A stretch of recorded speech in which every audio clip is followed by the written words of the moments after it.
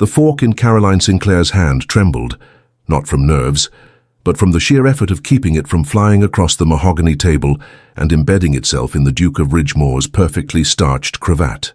"Miss Sinclair," Ambrose Hartwell said, his voice carrying that particular tone wealthy men used when they believed themselves both clever and generous, "surely you agree that a woman's highest calling is to secure her family's future through an advantageous match." Caroline's mother tensed. Her father's knuckles whitened around his wineglass. Rosalind, dear gentle Rosalind, sat frozen beside the Duke, her face a porcelain mask, hiding a crumbling foundation. No one had told Caroline about tonight's dinner. No one had mentioned the Duke of Ridgemore would be arriving with his mother, the Dowager Duchess, to finalize what was apparently already decided, Rosalind's engagement to a man she'd met exactly twice before. "I think," Caroline said slowly, setting down her fork with deliberate care, "that a woman's highest calling is whatever she decides it to be, unless, of course, your Grace believes we're incapable of such decisions." The silence that followed could have smothered flames. Ambrose Hartwell turned his full attention to her for the first time that evening. He was infuriatingly handsome. Dark hair swept back from a face that belonged on Roman coins, grey-blue eyes that assessed everything with cool precision, and a mouth that seemed perpetually on the verge of pronouncing judgment. At 32, he carried himself with the unshakable certainty of a man who'd never been refused anything. "I believe," he said, his tone sharpening slightly, "that duty and wisdom often align. Your sister understands this. It's a maturity that comes with age and perspective." The implication hung in the air. You at 26 clearly lack both. "How fortunate," Caroline replied, reaching for her wine. "That maturity also brings the ability to recognize when one is being patronized. I seem to have acquired that perspective quite early." "Caroline," her mother's voice cracked like a whip. "Forgive my younger daughter, Your Grace," Mr. Sinclair interjected, his face reddening. "She has always been spirited." "Spirited?" Ambrose repeated, as if tasting the word and finding it amusing. "Is that what we're calling it?" Caroline opened her mouth, but Rosalind's hand found hers beneath the table, squeezing hard enough to bruise. Her sister's eyes pleaded, "Not now. Please." So Caroline swallowed her retort and forced herself to smile, a smile that showed too many teeth to be polite. The Dowager Duchess, Lady Hartwell, cleared her throat. She was a handsome woman in her 50s, with the same assessing gaze as her son, but softened by lines that suggested she'd once smiled more freely. "Perhaps we should discuss the particulars of the arrangement. Rosalind, my dear, you'll come to Ridgemore Manor for the next 2 months. A proper courtship period supervised, of course, to ensure compatibility before we make the public announcement." 2 months? Rosalind's voice emerged barely above a whisper. I would be grateful for that time, Lady Hartwell, to know His Grace better before—" she faltered. "Before you're legally bound to a stranger?" Caroline supplied helpfully. "Caroline Josephine Sinclair." Her father's fist struck the table, rattling crystal. "One more word and you will excuse yourself from this table." "Perhaps that would be best," Ambrose said mildly. "Miss Caroline clearly has strong opinions about matches that don't concern her." Something in his tone, that casual dismissal, as if she were a child having a tantrum, snapped the last thread of Caroline's restraint. "You're right, Your Grace. It doesn't concern me. What concerns me is that my sister has been given no choice in a matter that will define her entire life. But I suppose when one is as accustomed to deference as you are, the concept of a woman's will becomes rather abstract." Ambrose's eyes narrowed. For the first time that evening, she saw something flicker behind that aristocratic composure. Not anger exactly, but interest, as if she'd done something unexpected enough to warrant actual attention. "And you believe," he said softly, "that marriage should be about will, about individual desire rather than family obligation. I believe marriage should involve some measure of consent beyond resigned acceptance." "Caroline speaks from inexperience," her mother cut in desperately. "She has no understanding of how these arrangements work, how women are traded like livestock." Caroline stood, her chair scraping loudly. "You're right, Mother. I've never been particularly good at understanding that." She didn't wait to be excused. She walked out of the dining room with her spine straight and her hands shaking, leaving a wake of scandalized silence behind her. She made it to the garden before the tears came, not from sadness, but from pure, impotent rage. Rosalind was 28, beautiful, kind, everything society claimed to value in a woman. She was also desperately in love with David Brennan, a respectable man with a modest estate and no title, whom their father had forbidden her to marry because he wasn't ambitious enough for the Sinclair name. And now this, an arranged marriage to a duke who looked at people the way collectors examined acquisitions, assessing value, checking for flaws, deciding whether they were worth the investment. "I thought I might find you here." Caroline spun around. Rosalind stood in the garden entrance, her evening shawl wrapped tight despite the warm summer night. "I'm sorry," Caroline said immediately. "I know I made it worse. I just couldn't—" "I know." Rosalind crossed to her, taking both her hands. "I know, Caro. And part of me is grateful someone finally said it." "Then why are you doing this? Father can't actually force you to—" "Can't he?" Rosalind's smile was unbearably sad. "What choice do I have? If I refuse, I bring shame on the entire family. Father has made it clear David will never be acceptable, and if I defy him, he'll cut me off entirely. David has his pride. He'd never accept me as a burden, penniless and disgraced. So you'll marry the Duke instead. He's not cruel, Caro, just accustomed to getting what he wants. I can endure it. You shouldn't have to endure your own life." Rosalind pulled her into an embrace. 2 months, she whispered. "They're giving me 2 months at his estate before any public announcement. I asked for that time to get to know him, but really, you want to say goodbye to David. Is that so terrible?" Caroline held her sister tighter. "No, it's human. But Rosie, 2 months alone at the Duke's estate." "Not alone. That's why I came to find you." Rosalind pulled back, her eyes desperate. "Come with me, as my companion. Please. I can't do this without you. And if you're there, I'll find ways to see David, to have some final time with him before I accept my duty. But I need you there to help me, to be my ally." Every instinct screamed at Caroline to refuse. 2 months in the Duke of Ridgemore's company sounded like exquisite torture. But Rosalind's face held such fragile hope, such quiet devastation, that Caroline found herself nodding before she'd fully considered the implications. "Of course I'll come. I'd do anything for you. Even tolerate the Duke." Caroline managed a weak laugh. "I make no promises about tolerance, but I'll be there." Rosalind sagged with relief. "Thank you. And Caro, try not to antagonize him too badly. He's arrogant, yes, but he's also observant. Don't give him reasons to watch you too closely." But as they walked back toward the house, Caroline couldn't shake the memory of Ambrose Hartwell's eyes on her in that final moment before she'd left the dining room, not dismissive anymore, but sharp with something that might have been curiosity. She'd wanted him to see her as more than an inconvenient obstacle. She should have been more careful what she wished for. The journey to Ridgemore Manor took 4 hours by carriage, and Caroline spent most of them watching the landscape transform from the gentle hills of their estate to the more dramatic terrain of the Duke's holdings. Ridgemore sat on the edge of the Ashworth Valley, where ancient forests gave way to manicured grounds that spoke of generations of wealth and careful management. The manor itself was imposing, grey stone that caught the afternoon light, dozens of windows reflecting the sky, gardens that seemed to extend infinitely in every direction. It wasn't the largest estate Caroline had seen, but it was undoubtedly one of the most beautiful, with an understated elegance that suggested confidence rather than ostentation. "It's lovely," Rosalind murmured, though her voice held no enthusiasm. Lady Hartwell had travelled ahead in her own carriage and now stood on the front steps to greet them, the Duke beside her.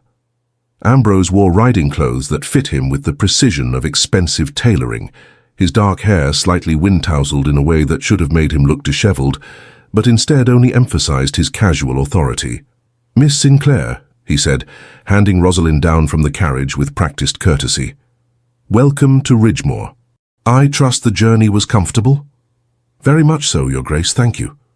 His gaze shifted to Caroline, and she saw his mouth quirk slightly, not quite a smile, but close. "Miss Caroline, how unexpected that you decided to join us." My sister requested my company, Caroline replied, accepting his offered hand with more force than necessary. I could hardly refuse. How devoted! His fingers were warm around hers, and he held her hand a fraction longer than propriety demanded. I do hope you'll find our country entertainment sufficiently engaging. I'd hate for you to be bored into further spiritedness. I'm sure I'll manage, Your Grace. I find antagonism remarkably stimulating. Caroline, Rosalind said weakly. Ambrose's smile widened genuinely this time. Then you've come to the right place. I've been told I'm quite irritating when I put my mind to it. Lady Hartwell cleared her throat. Perhaps we should show our guests to their rooms. I'm sure they'd like to refresh themselves before dinner. The chambers they'd been given were connected. Rosalind's was a spacious suite overlooking the rose gardens, while Caroline's was slightly smaller, but equally comfortable, with windows facing the eastern woods. A maid appeared almost immediately to help them unpack, and Caroline used the time to walk through to Rosalind's room. Her sister stood at the window, staring out at the gardens with the expression of someone memorizing a view before a long goodbye. 2 months, Caroline said softly. We'll make them count. Rosalind turned, and for a moment her composure cracked. David is staying with his cousin in Ashworth. It's only 10 miles from here. If I could just see him, even a few times, we'll find a way. The Duke will want to spend time with you, I assume. Walks, rides, proper courtship activities. I'll come along as chaperone and we'll work out a system. You'd do that? I told you anything. A knock interrupted them. The same maid, a young woman named Mary, bobbed a curtsy. Begging your pardon, Miss Sinclair, but His Grace requests your presence in the library at 4 o'clock. You and Miss Caroline both, if it pleases you. After Mary left, Caroline raised an eyebrow. Requests? Is that what we're calling commands now? Be nice, Rosalind pleaded. Please, Caro, for me. So Caroline bit back her irritation and focused on dressing appropriately for an afternoon audience with a duke who probably wanted to establish the rules of engagement for the next 2 months. She chose a simple afternoon dress in pale blue, nothing designed to impress, but nothing that could be called defiant either. Rosalind wore lavender, which made her look ethereal and tragically romantic, like a heroine from a Gothic novel about to be locked in a tower. The library was exactly what Caroline expected, floor-to-ceiling shelves filled with leather-bound volumes, heavy furniture arranged for both comfort and intimidation, tall windows that flooded the space with golden afternoon light. Ambrose stood by one of those windows, a book in his hands, looking for all the world like he'd been arranged by an artist to demonstrate the pinnacle of aristocratic refinement. He glanced up as they entered, and Caroline caught the way his gaze swept over Rosalind with polite assessment, before landing on her with something sharper, recognition maybe, or challenge. Thank you for joining me, he said, setting the book aside. I thought it best we establish some expectations for the coming weeks. Please sit. They arranged themselves in chairs across from him, Rosalind with perfect posture and folded hands, Caroline with her spine deliberately relaxed in a way that suggested she was only sitting because she'd chosen to, not because he'd asked. Ambrose noticed. Of course he did. Miss Rosalind, he began, his tone gentler than Caroline expected. I want to be clear about my intentions. This arrangement was made by our families, but I have no desire to make you uncomfortable. I propose we spend these 2 months becoming acquainted, properly acquainted, not simply performing for our parents. Rides, walks, conversations. I'd like to know who you are beyond what society dictates you should be. Rosalind blinked, clearly surprised. That's very kind, Your Grace. It's practical. We'll be married for the rest of our lives. We may as well try to find common ground. He turned to Caroline. And you, Miss Caroline, will of course accompany us on these outings. As chaperone and companion to your sister. How thoughtful, Caroline said. You found a way to keep me close enough to ensure I can't cause trouble elsewhere. I've found a way, he corrected, to respect propriety while allowing Miss Rosalind the comfort of family, unless you'd prefer to remain in the manor while we explore the grounds. It was a trap, obviously. If she agreed, she'd be abandoning Rosalind. If she objected, she'd look petulant. I'm sure my sister would appreciate my company, Caroline said sweetly. And I do so enjoy long walks. The fresh air helps clear one's mind of irritation. Then we're agreed. Tomorrow morning we'll ride to the lake. The grounds are quite beautiful this time of year. I'm not sure I brought appropriate riding clothes, Rosalind began hesitantly. My mother anticipated that. She's arranged for the modiste from Ashworth to call tomorrow afternoon with several options. Consider it a welcome gift. It was generous, thoughtful even, which made Caroline irrationally more annoyed because it was harder to maintain her righteous anger when he was being considerate. You're very kind, Your Grace, Rosalind murmured. Ambrose's gaze lingered on her, and Caroline saw him take in the sadness behind her sister's polite mask. For a moment something flickered in his expression. Not love, certainly, but perhaps recognition that the woman sitting before him was more complicated than the arrangement implied. Then he looked at Caroline, and the moment shattered. Miss Caroline, I noticed at dinner that you have opinions about marriage and duty. Tell me, what would you have done in your sister's position? It was a challenge disguised as curiosity. Rosalind shot her a warning glance. I would have, Caroline said carefully, made my feelings known to my family, expressed my preferences, hoped they valued my happiness enough to consider alternatives. And if they didn't? If duty demanded sacrifice? Then I would question whose duty I was sacrificing for. My family's comfort, society's expectations, or simply the convenience of men who benefit from women having no choices. She'd gone too far. She knew it the moment the words left her mouth.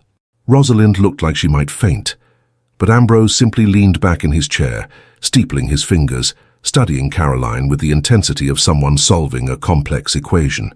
You think I'm benefiting from this arrangement, he said quietly. Aren't you? You get a beautiful, accomplished wife from a respectable family. Your line continues. Your mother stops pressuring you to marry, and you never have to risk anything as inconvenient as actual feeling. Caroline, Rosalind gasped. But Ambrose held up a hand.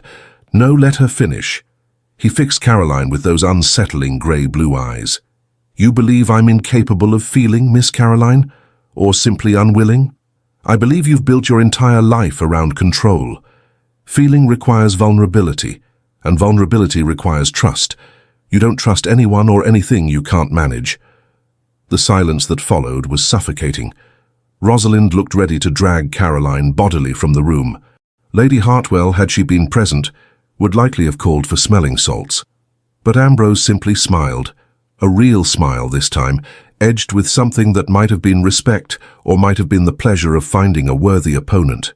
You're not entirely wrong, he admitted. Control is useful.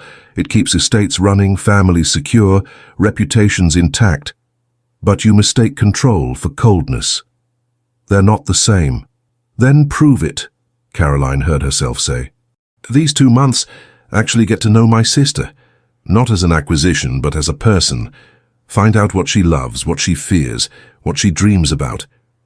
And if at the end you can honestly say you care about her happiness more than your convenience, then maybe I'll believe you're capable of feeling after all. It was reckless, dangerous. But Ambrose didn't look angry. He looked intrigued. A challenge, then. Very well, Miss Caroline, I accept. He turned to Rosalind, his expression softening. And I promise you, Miss Rosalind, I will do my best to know you, whatever that reveals. Rosalind nodded, mute with shock at how thoroughly the conversation had spiraled beyond her control. As they left the library, she grabbed Caroline's arm hard enough to hurt. What were you thinking? She hissed. You practically dared him to actually court you instead of just going through the motions, Caroline finished. Isn't that better? Better. Caro, if he actually tries to know me, he might discover— She stopped, paling. That you're in love with someone else. Caroline squeezed her hand. We'll be careful. When he suggests outings, we'll use them. I'll be the buffer, the chaperone, the excuse. And when we get the chance, you'll slip away to see David. We'll make this work. But as they climbed the stairs to their rooms, Caroline couldn't shake the feeling that she'd just set something in motion that none of them could control, least of all her. The morning ride began exactly as Caroline expected, with awkwardness, forced conversation, and the overwhelming sense that she was intruding on something that wasn't quite a courtship, but wasn't quite anything else either. Ambrose had provided them with horses from his stable, a gentle mare for Rosalind, and a more spirited grey for Caroline that seemed designed to test whether she could actually ride or had simply been bluffing about enjoying it. She swung into the saddle with perhaps more aggression than necessary, which earned her a raised eyebrow from the Duke. "Careful, Miss Caroline. Artemis has strong opinions about riders who grip too tight. Then she'll appreciate my light touch, won't she?" Caroline settled her weight and the mare shifted beneath her, testing. Caroline relaxed fractionally and Artemis calmed. "Well trained," Ambrose observed. "The horse or me?" "I haven't decided yet." They rode out through the eastern gates, following a path that wound through managed woodland before opening onto rolling meadows that sloped down toward a glittering lake. It was beautiful, almost offensively so, as if the landscape had been designed specifically to make romantic declarations inevitable. Ambrose rode beside Rosalind, pointing out landmarks and explaining the history of the estate with the ease of someone who'd given this tour 100 times. Rosalind smiled and nodded at appropriate intervals, but Caroline could see the tension in her sister's shoulders, the way her gaze kept drifting toward the horizon, as if David might materialize there through sheer force of will. "The lake is spring-fed," Ambrose was saying. "The water's quite cold even in summer, but the fishing is excellent. Do you ride often, Miss Rosalind?" "Not as much as I'd like," Rosalind admitted. "Our father prefers we focus on more refined pursuits, such as needlework, watercolors, French conversation." "Sounds tedious." Rosalind's head snapped up in surprise. "It's what's expected." "That doesn't make it less tedious." He glanced back at Caroline, who'd deliberately fallen a few paces behind. "Your sister seems to have more flexibility in her education. She quotes philosophy and argues political theory, neither of which are typical accomplishments for young women." "My sister is hardly typical," Rosalind said with a hint of warmth Caroline didn't expect. "No," Ambrose agreed, his tone impossible to read. "She's certainly that." They reached the lake's edge, where a small folly stood, a white-columned structure with benches overlooking the water. Ambrose dismounted and helped Rosalind down with practiced courtesy, then turned to offer Caroline the same assistance. She ignored his hand and dismounted herself, which made Artemis sidestep nervously. "Independent to a fault," Ambrose murmured, steadying the mare. "Is that a fault? I thought self-sufficiency was a virtue." "It is, but so is accepting help when it's offered. Perhaps I'm selective about whose help I accept." "Meaning mine doesn't qualify?" "Meaning I haven't decided yet." His mouth twitched, that almost smile again. "Fair enough." They settled onto the benches, Rosalind and Ambrose sitting across from each other, with Caroline positioned slightly to the side, playing chaperone, but feeling more like a third wheel.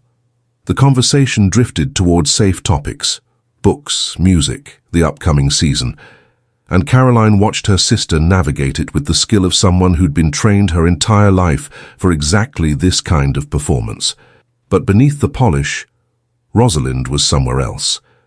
Her smiles didn't quite reach her eyes. Her responses came a beat too late, as if she had to pull herself back from distant thoughts. Ambrose noticed. Caroline saw him notice. His questions became gentler, less probing, as if he sensed he was pushing against something fragile. "The modiste will arrive this afternoon," he said eventually. "I hope you'll find something to your liking. And if you need anything else, books, art supplies, anything that might make your stay more comfortable, you need only ask." "You're very generous," Rosalind said softly. "I'm practical. Comfortable guests are happy guests, and happy guests are less likely to—" He glanced at Caroline. "'Cause dinner disasters." "That was one time," Caroline protested. "One memorable time." "If you're expecting me to apologize, I'm not. I'm expecting you to do it again, probably within the week. I've resigned myself to it." Despite herself, Caroline felt her lips twitch. "Resigned yourself? How noble." "I like to think so." Rosalind cleared her throat. "Perhaps we should head back. The modiste will be arriving soon, and I'd like to refresh before meeting her." "Of course." Ambrose stood, offering his hand to Rosalind. This time, Caroline noted, her sister took it without hesitation, a practiced motion born from years of accepting such courtesies without thinking. The ride back was quieter. As they approached the manor, Rosalind suddenly turned to Ambrose. "Your Grace, would it be possible to receive correspondence here? I have several friends I'd like to write to during our stay. Naturally. The post goes out daily. You're welcome to use the estate stationery, or I can have your personal supplies brought from your rooms. Thank you, that's very kind. Caroline understood immediately. Rosalind was establishing a channel to communicate with David. It was clever. Letters could be sent to his cousin's address, arrangements made, meetings coordinated, all under the cover of maintaining friendships. If Ambrose suspected anything, he gave no sign. He simply nodded and continued riding, his attention already shifting to whatever ducal responsibilities awaited him. But Caroline caught the way his gaze lingered on Rosalind's face, studying her with that unsettling intensity. He wasn't suspicious yet, but he was curious. And curiosity, Caroline knew, could be far more dangerous than suspicion. The modiste's visit consumed the afternoon. Madame Deschamps arrived with 2 assistants and enough fabric to clothe half the county, transforming Rosalind's room into a makeshift salon. Lady Hartwell presided over the fittings with the enthusiasm of a general planning a campaign, suggesting colors and styles, while Madame Deschamps measured and pinned with expert efficiency. Caroline tried to escape, but Lady Hartwell insisted she be fitted as well. "You're a guest in this house, Miss Caroline. It would be inappropriate for you to lack proper attire." So Caroline endured 3 hours of being draped in fabrics, measured for riding habits and morning dresses and evening gowns she had no desire to own. Madame Deschamps was talented, she'd give the woman that. Every piece was exquisitely made, with careful attention to cut and detail that transformed even Caroline's serviceable figure into something almost elegant. "The blue brings out your eyes," Lady Hartwell observed, examining Caroline in a day dress of soft periwinkle. "You should wear it to dinner tomorrow." "I'm sure my current wardrobe is sufficient." "Nonsense. You're under my roof, and I won't have it said I neglected my guests." Lady Hartwell's tone left no room for argument. By the time Madame Deschamps departed, promising delivery of the finished pieces within the week, Caroline felt wrung out and vaguely resentful of the entire concept of fashion. Rosalind, however, looked energized. "I wrote to David," she whispered the moment they were alone. "Sent it with the post this afternoon. His cousin's estate is close enough for day visits. If I could just—" "We'll make it work," Caroline promised. "The Duke wants to spend time with you. We'll turn those outings into opportunities." "You're certain?" "Trust me." The next morning brought the first real test of their plan. Ambrose suggested a walk through the formal gardens after breakfast, and Rosalind immediately agreed. "But only if Caroline accompanies us. She's been admiring the roses." Caroline had said no such thing, but she played along, nodding enthusiastically. "They're quite remarkable." Ambrose's expression suggested he saw straight through the excuse, but he simply inclined his head. "Of course, the gardens are extensive. We'll meet in the entrance hall in an hour?" They did. Rosalind wore one of her new morning dresses, pale yellow that made her look like captured sunlight, and carried a parasol she definitely didn't need given the cloud cover. Caroline opted for practical green and no parasol, earning an amused glance from the Duke. "You prefer to face the elements directly, Miss Caroline?" "I prefer not to be encumbered by unnecessary accessories. An admirable philosophy, shall we?" The gardens were indeed extensive, a carefully designed progression from formal parterres near the house to wilder, more naturalistic plantings as they moved outward. Ambrose walked beside Rosalind, pointing out particular specimens and explaining the work his head gardener had done to expand the collections. Rosalind listened politely, but kept glancing toward the eastern edge of the property, where the gardens gave way to open parkland. "Is something wrong?" Ambrose asked. "No, I thought I saw a deer. I've always loved watching them."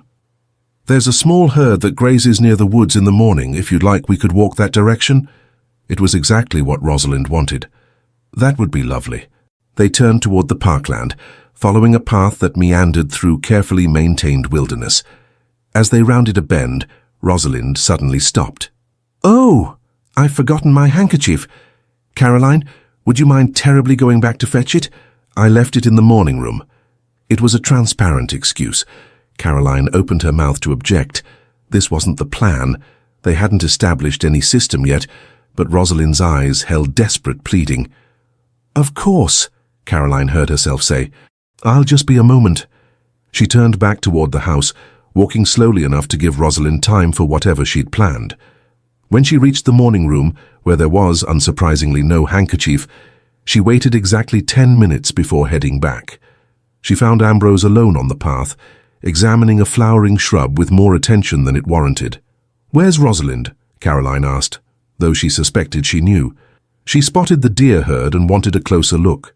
"She assured me she'd only be a moment, and that I should wait here." He straightened, brushing pollen from his fingers.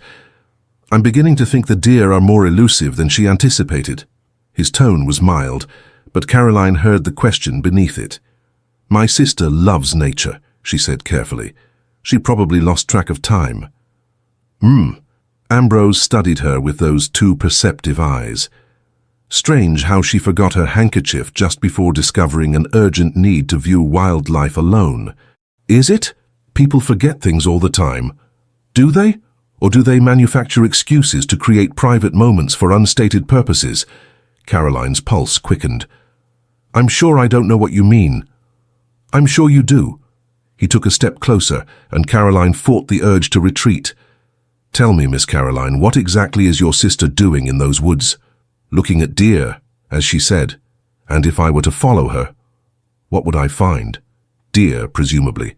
And an annoyed woman who values her privacy." "Privacy." He said the word like he was tasting it. An interesting priority for someone supposedly courting. Perhaps she needs occasional solitude. Not everyone finds constant companionship enjoyable. "No," he agreed softly. "Some people prefer the companionship of those not chosen for them." Caroline's breath caught. He knew, or he suspected. Either way, this was spiraling dangerously fast. "Your Grace, don't." The word was quiet, but sharp. "Don't insult my intelligence by pretending this is anything other than what it obviously is. Your sister is meeting someone. The question is whether you'll tell me who, or whether I'll need to discover it myself. She's doing nothing inappropriate." "I didn't say she was, but she's certainly doing something secret. And secrets, Miss Caroline, have a way of becoming scandals if not managed carefully." They stood frozen, 2 feet apart, locked in silent battle. Caroline's mind raced. If she admitted the truth, what would he do? Forbid Rosalind from leaving the estate? End the 2-month arrangement early? Report back to their parents? But if she lied and he investigated, it would be worse. "She loves someone," Caroline said finally. The words dragged from her like teeth. "Someone our father won't allow her to marry. She's saying goodbye, that's all." Ambrose's expression didn't change. "And you're helping her." "I'm being a sister." "You're facilitating deception." "I'm giving her a few stolen hours before she's forced into a marriage she doesn't want with a man she doesn't love." The words burst out sharper than Caroline intended. "So yes, Your Grace, I'm helping her. Because unlike you, I think her happiness matters more than duty or propriety or whatever convenient fiction we're all pretending to believe." Silence. Then, "You think I don't care about her happiness?" "I think you care about your own convenience more." "Then you don't know me at all." His voice had gone soft, almost dangerous. "But you're about to." He moved past her, heading toward the woods, and Caroline grabbed his arm without thinking. "Please, don't take this from her. She's going to marry you. She's accepted that. Just let her have these few weeks to grieve what she's losing, please." Ambrose looked down at her hand on his sleeve, then up at her face. Something shifted in his expression, not softening exactly, but recalibrating. "How long has she loved him?" 3 years. "And your father refused?" "He's not titled enough. Not ambitious enough. Not useful enough to the family." Caroline's voice cracked. "He's just a good man who loves her." Apparently that's insufficient. Ambrose was quiet for a long moment. Then, unexpectedly, he stepped back toward the path. "She has 5 more minutes before I expect her return. I suggest you signal her somehow." "And Miss Caroline?" "Yes?" This conversation never happened. But if I'm to tolerate these disappearances, I expect honesty about their frequency. I won't have the Sinclair name or yours damaged by carelessness. Whatever she's doing, it remains invisible." "Understood." Caroline stared at him, shocked into silence. He was allowing it. Why? "I don't understand," she managed.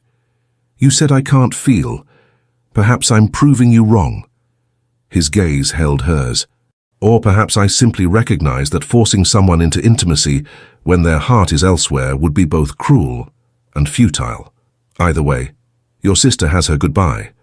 But in exchange, you help me ensure it remains discreet. You want me to help arrange their meetings?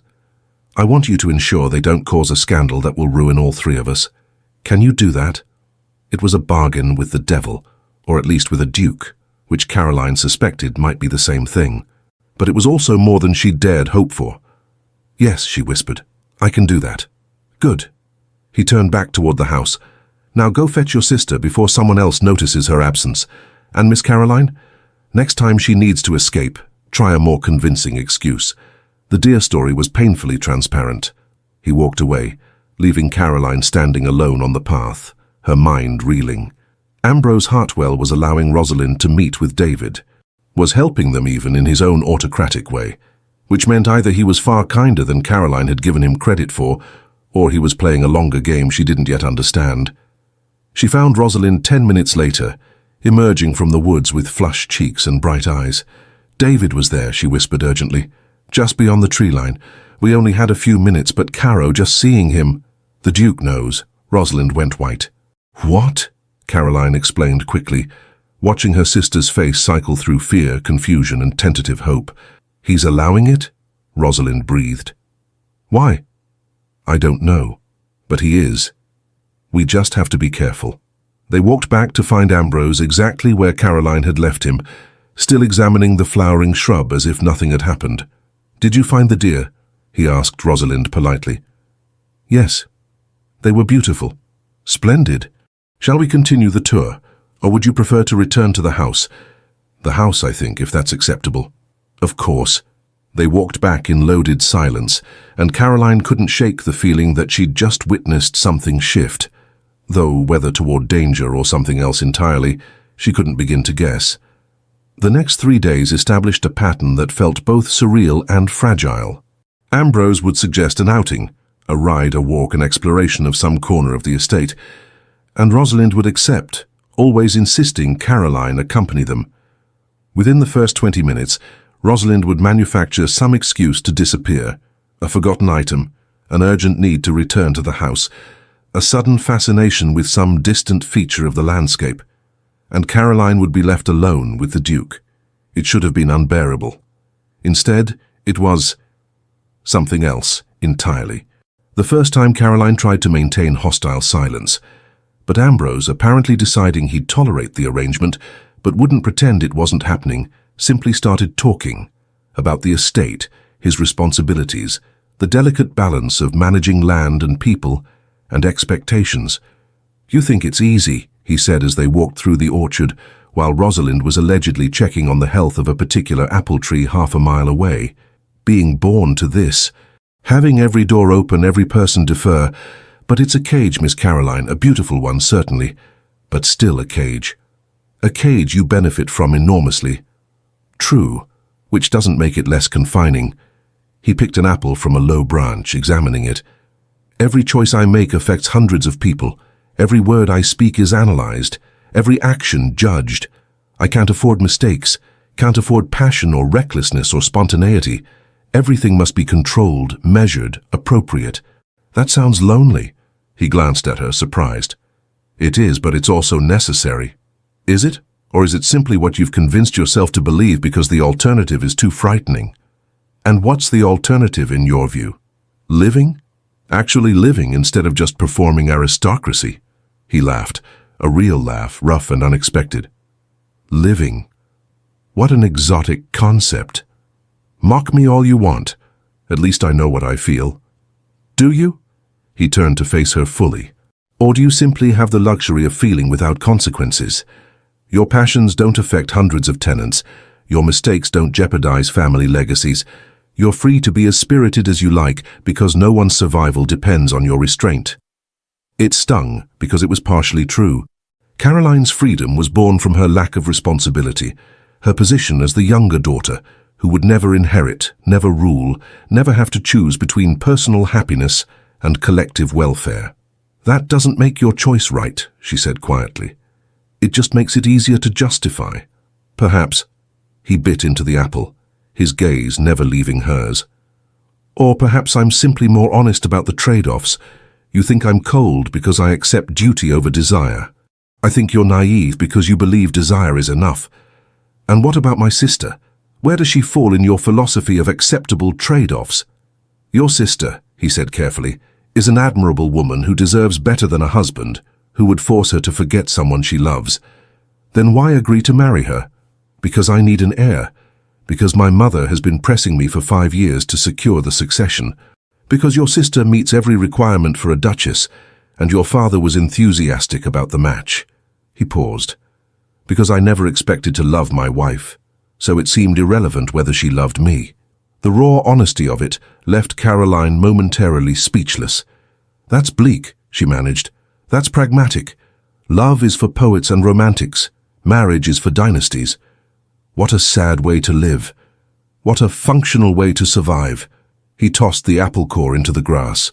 Your sister will appear in approximately 3 minutes, having supposedly inspected every tree in the orchard, despite lacking any agricultural expertise whatsoever. We should head back toward the house so her timing seems plausible. He was right. Rosalind emerged exactly when he predicted, slightly breathless and wearing an expression of forced innocence that wouldn't have fooled a child. But Ambrose simply smiled and offered her his arm. Find anything interesting? The trees are very healthy. How fortunate. Caroline and I were just discussing philosophy. Oh. Rosalind glanced between them nervously. Your sister believes I'm living in a cage of my own making. I believe she's living in a delusion of consequence-free emotion. We've agreed to disagree. That sounds civil? Astonishingly so. He guided them toward the house. I've invited several neighbors to dinner tomorrow night. Nothing formal, but I thought it might be pleasant for you to meet the local families. Rosalind tensed. A dinner party? A small one. My mother insisted. Apparently keeping you hidden away would fuel speculation. Of course. Rosalind's voice had gone flat again, that practiced politeness that meant she was screaming internally. Thank you, Your Grace. Caroline watched her sister retreat behind perfect manners, watched Ambrose notice and choose not to push, and felt something twist uncomfortably in her chest. He was allowing Rosalind to see David, was giving her this space to grieve and adjust. It was more than Caroline had expected, more than she'd dared hope for. So why did it make her feel worse? The dinner party was exactly as excruciating as Caroline anticipated. 8 guests, local gentry, a baronet and his wife, the vicar, and a widow named Mrs. Pemberton, who spent the entire first course explaining her daughter's accomplishments in exhausting detail. Caroline sat between the vicar, a kindly man who seemed genuinely interested in discussing theology, and a young man named Thomas Blackwood, who couldn't quite hide his disappointment at being seated next to the younger Sinclair sister, instead of the one reportedly engaged to the Duke. Rosalind, positioned beside Ambrose at the head of the table, played her role flawlessly, attentive without being effusive, charming without being forward, exactly what a future duchess should be. No one watching would guess her heart was 10 miles away, with a man she'd never be allowed to marry. Caroline tried to focus on the vicar's gentle questions about her reading preferences, but her attention kept drifting to Ambrose. He was in his element here, commanding without dominating, drawing out conversation, ensuring everyone felt included and valued. This was what he'd been trained for, managing people, creating harmony, wielding social grace like a weapon that left everyone better off without quite realizing they'd been disarmed. It should have been insufferable. Instead, it was mesmerizing. Miss Caroline? She jerked her attention back to the vicar, who was looking at her with concern. I'm so sorry. I was distracted. I asked if you enjoyed poetry. His Grace mentioned you had strong opinions about Byron. I never... She caught Ambrose's gaze across the table. He was listening to Mrs. Pemberton, but watching Caroline, that almost smile playing at his lips. Yes, I think Byron is brilliant but exhausting. All that passionate suffering becomes tedious after the first 100 pages. The vicar laughed. A fair assessment, though I suspect the suffering is rather the point. Then perhaps the point is overrated. From the head of the table, Ambrose's voice carried over the general conversation. Miss Caroline believes emotional restraint is undervalued in modern literature. I've been trying to convince her that passion has its place. Every head turned toward her. Caroline felt her face heat. I believe, she said carefully, that feeling everything intensely is exhausting for the person feeling and everyone around them. But feeling nothing at all, Ambrose countered, his gaze locked on hers, is rather tragic, don't you think? I think there's a middle ground between Byron and emotional vacancy. Is there? I've never found it.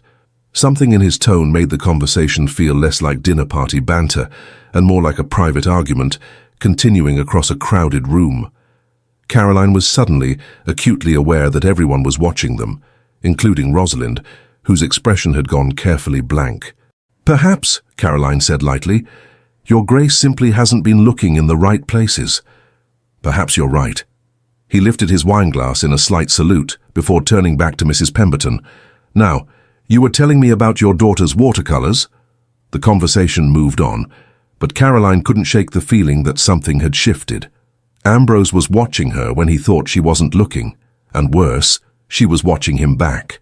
After dinner, the ladies withdrew while the men remained for port. Lady Hartwell organized them in the drawing room, and Caroline found herself cornered by Mrs. Pemberton. Such a fortunate match for your sister, the woman gushed. The Duke is quite the prize. Every young lady in 3 counties had hopes. How devastating for them, Caroline said neutrally. And you, my dear? Any prospects? I know a lovely young man from Ashworth, merchant's son, but quite respectable. Perhaps I could arrange an introduction. That's very kind, but Caroline prefers to remain unattached. Rosalind cut in smoothly, rescuing her. She values her independence. How modern, Mrs. Pemberton sniffed. Though independence is cold comfort in old age, I always say. Then it's fortunate, Caroline replied, that I find cold comfort preferable to warm misery.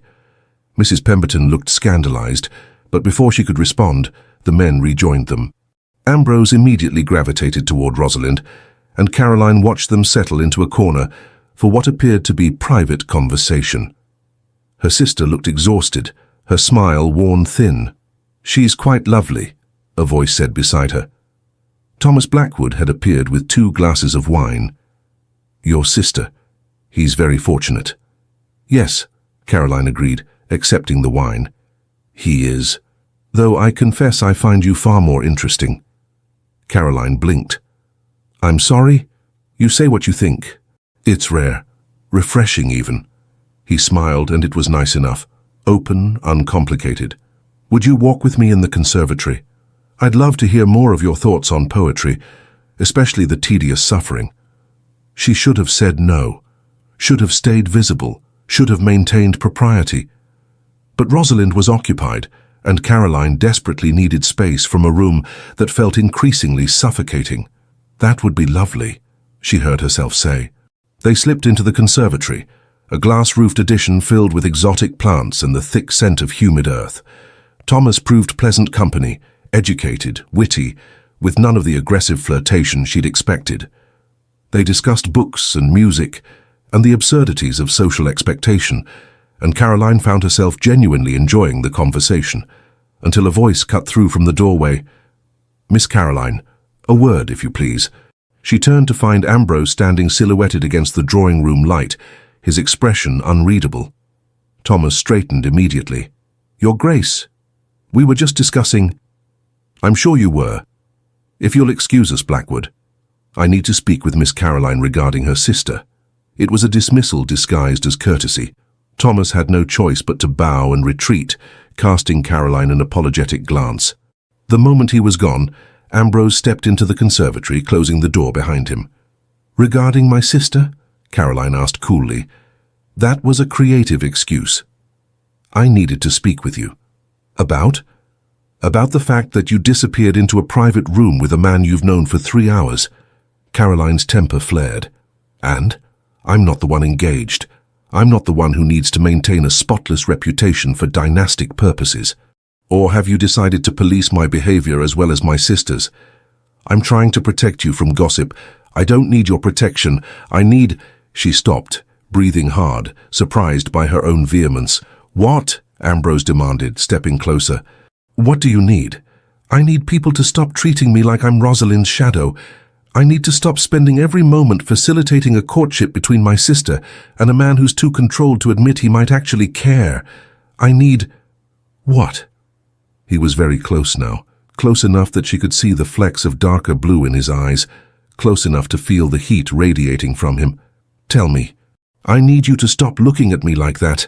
Like what? Like you're... She broke off, furious at herself for stuttering. Like I'm what, Caroline? The use of her first name, stripped of its formal miss, hit like a physical thing. Like you see me, she whispered. Not as Rosalind's sister or a convenient chaperone or a spirited inconvenience, just me. His hand came up, almost touching her face before dropping back to his side. I do see you. God help me, I can't seem to stop seeing you. The air between them felt charged with something dangerous and impossible. Caroline's breath caught. This couldn't happen. He was meant for Rosalind. This arrangement, these 2 months, were supposed to be about giving her sister time with David, not this. Your Grace, don't. His voice was rough. Don't retreat behind formality now. What else am I supposed to do? You're engaged to my sister. I'm not engaged to anyone. Not yet. Not officially. He ran a hand through his hair, disrupting its perfect arrangement. And your sister is in love with another man. We both know this arrangement is a fiction. A fiction you agreed to. A fiction that protects her reputation and gives her these weeks to say goodbye. I can't. Caroline backed toward the door. This conversation never happened. Caroline, no. She reached for the handle. You made a bargain. 2 months for Rosalind to have her goodbye. And in exchange I help keep it discreet. That's all this is, that's all it can be. She fled before he could respond, slipping back into the drawing room where Rosalind was deep in conversation with the vicar. Her sister glanced up, concern flickering across her face at whatever she saw in Caroline's expression, but Caroline shook her head slightly. Later, the rest of the evening passed in a blur of forced conversation and careful avoidance. Caroline positioned herself strategically to never be in Ambrose's direct line of sight, never alone, never anywhere that might invite private discussion. When the guests finally departed and Lady Hartwell retired for the evening, Caroline practically ran to her room. She made it exactly 3 steps inside before collapsing onto the bed, pressing her palms against her eyes. She was attracted to him. Worse, she was interested in him. The man who was supposed to marry her sister, who represented everything Caroline claimed to despise about arranged marriages and duty over feeling. And yet, when he'd looked at her in that conservatory, when he'd said he couldn't stop seeing her, a soft knock interrupted her spiral. Rosalind slipped in without waiting for an answer. What happened? Her sister sat beside her, taking Caroline's hands. You looked devastated when you came back from the conservatory. Did His Grace say something to upset you? No, yes, I don't know. Caroline laughed weakly. Rosie, this is a disaster. Tell me. So Caroline did. Haltingly, shamefully. The weeks of being left alone with Ambrose, their arguments that felt more like courtship, the way he watched her, the way she'd started watching him back, the conservatory confrontation, his admission, her retreat. Rosalind listened without interrupting, her expression shifting from concern to surprise to something Caroline couldn't quite read. Oh, Caro, she said finally. I know. I'm terrible. He's meant for you, and He was never meant for me. Rosalind squeezed her hands. Not really. This arrangement was always about duty and expectation, not about actual compatibility. And I've been so focused on David that I didn't notice what was happening between you two. Nothing's happening. Nothing can happen. But you want it to. What I want is irrelevant. You need this arrangement. You need these 2 months. I need my sister to be happy. Rosalind's eyes were bright, and for the first time since this nightmare began, I'm seeing a possibility where maybe both of us could be. Rosie, no. Father would never allow me to marry the Duke. You're the elder. You're the one he chose.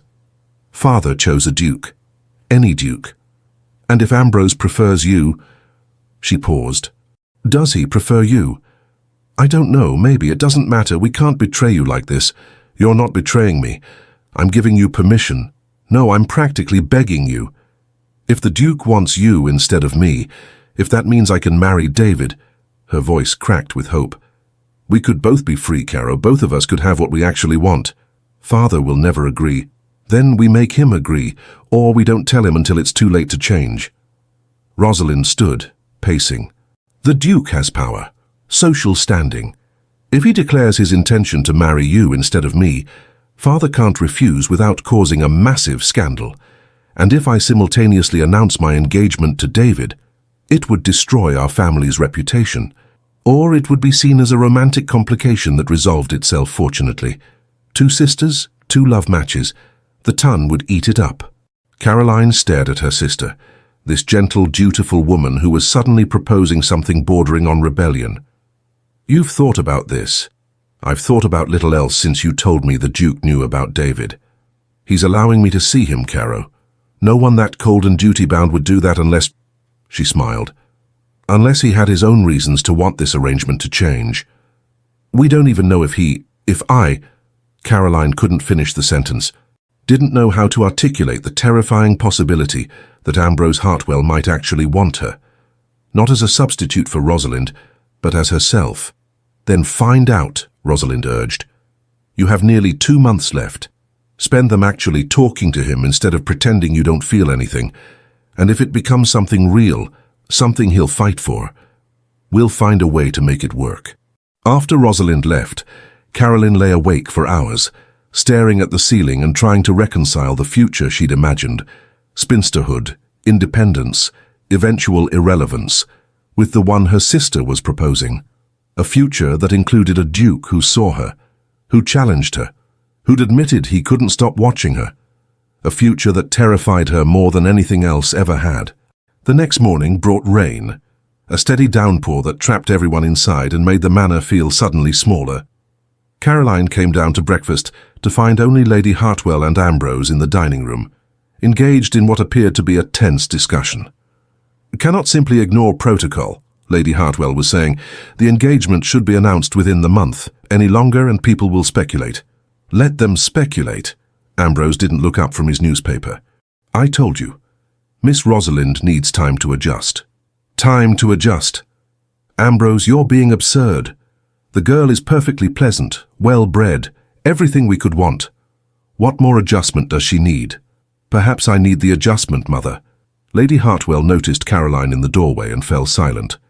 Ambrose glanced up, and something flickered in his eyes. Awareness, maybe, or wariness.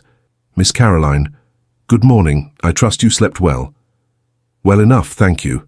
She served herself from the sideboard, trying to project normalcy despite feeling like her skin was on fire. "Where's Rosalind?" "Writing letters in her room. She mentioned wanting to catch the morning post." Lady Hartwell's tone suggested she found this mildly suspicious but couldn't quite articulate why. Caroline sat, focusing intently on her eggs. The silence stretched awkwardly. "The rain should clear by this afternoon," Ambrose offered eventually. "I thought perhaps we might explore the library. Miss Rosalind mentioned an interest in the history collection." It was clearly an excuse for another manufactured outing. Caroline should refuse, should maintain distance, should not spend more time alone with a man who made her feel increasingly unsteady. "That sounds lovely," she heard herself say. Lady Hartwell's gaze sharpened, moving between them. "Perhaps I should join you. I've been meaning to catalogue some of the older volumes." "No need, Mother. I'm sure you have estate business to review. Miss Caroline can chaperone adequately." "Miss Caroline is the younger sister, hardly a proper chaperone." "Miss Caroline," Ambrose said mildly, "is sitting right here and capable of making her own decisions about propriety." 3 sets of eyes turned to Caroline. She felt trapped, cornered by expectation and possibility in equal measure. "I'm happy to accompany Rosalind wherever His Grace suggests," she said carefully, "if my sister is comfortable with the arrangement." "Of course," Lady Hartwell murmured, though her expression suggested growing suspicion. "How devoted you are to your sister's comfort." After breakfast, Caroline found Rosalind in her room, surrounded by sealed letters. "David's cousin is hosting a small gathering this Thursday," Rosalind said without preamble. "A garden party, very informal. David will be there." She looked up, hope and fear warring in her face. Would the Duke allow—" "I'll ask." Caroline picked up one of the letters, noting the direction. You're writing to everyone you know, establishing that I have an active social correspondence. So if letters to David's cousin's address appear regularly, no one questions it. Rosalind smiled slightly. I'm not as naive as father thinks. No one who knows you could ever think you naive. The Duke does. No, I mean, he's been very kind, Caro. Kinder than he needed to be. Which is why I think... She hesitated. I think he'd be relieved if this arrangement changed, if he had a reason to prefer you that father couldn't refuse. Rosie, I'm just saying, if something happens between you two, don't fight it for my sake. I've made my peace with the possibility. She stood, gathering her letters. Now come on. We have a library to explore and a duke to subtly torment. They found Ambrose already in the library, examining a leather-bound volume near the windows. Rain streaked the glass behind him, turning the room grey and intimate. He looked up as they entered, and Caroline watched his gaze move from Rosalind to her and stay there. Miss Rosalind Caroline, the omission of her title felt deliberate. I've pulled several volumes on the history of the estate. I thought you might find them interesting. How thoughtful. Rosalind drifted toward the shelves with transparent disinterest. Within 5 minutes, she'd manufactured an excuse about needing her spectacles and disappeared, leaving Caroline alone with Ambrose for the third time in as many days. The silence felt different this time, weighted with yesterday's conversation, with things said and unsaid. Your sister, Ambrose observed, is remarkably consistent in her sudden needs to be elsewhere. She trusts you, that you won't... Caroline stopped. Won't what? Compromise her reputation while she's compromising mine by meeting her lover? He said it without heat, almost amused. I told you, Caroline, I'm allowing this because forcing intimacy when her heart belongs elsewhere would be cruel. Not because I'm noble, but because I'm practical. And what about your heart? The question escaped before Caroline could stop it. Ambrose's expression shuttered. I don't have the luxury of a heart. I have responsibilities. That's not an answer. It's the only answer I can afford. He set down the book, crossing to where she stood. But since we're apparently being honest this morning, why did you run last night? Because Caroline swallowed hard. Because whatever this is between us, it can't happen. Why not? Because you're meant for Rosalind. Because our families have expectations. Because I'm the younger daughter and you're a duke, and this isn't how these things work. Those are reasons other people would object. What's your reason? She met his eyes, those impossible grey-blue eyes that saw too much. Because I'm terrified, of wanting something I can't have, of being wrong about you, of... Her voice dropped. Of caring about someone who'll choose duty over me the moment it becomes inconvenient. Something cracked in his expression.